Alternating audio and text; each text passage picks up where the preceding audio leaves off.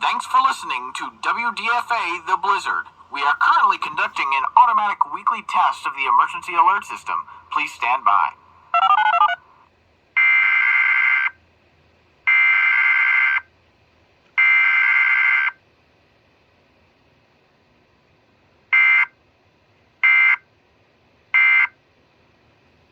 The preceding set of tones were an automated weekly test of the emergency alert system on WDFA. This test is conducted every Saturday at 12 p.m. in coordination with the Olive Branch Weekly Siren Test. WDFA serves the Memphis metropolitan area, as well as the entire United States via IPOS Common Alert Protocol and other portions of the United States via the Internet Alert Relay Network. This concludes this test of the emergency alert system. We now return to regular programming.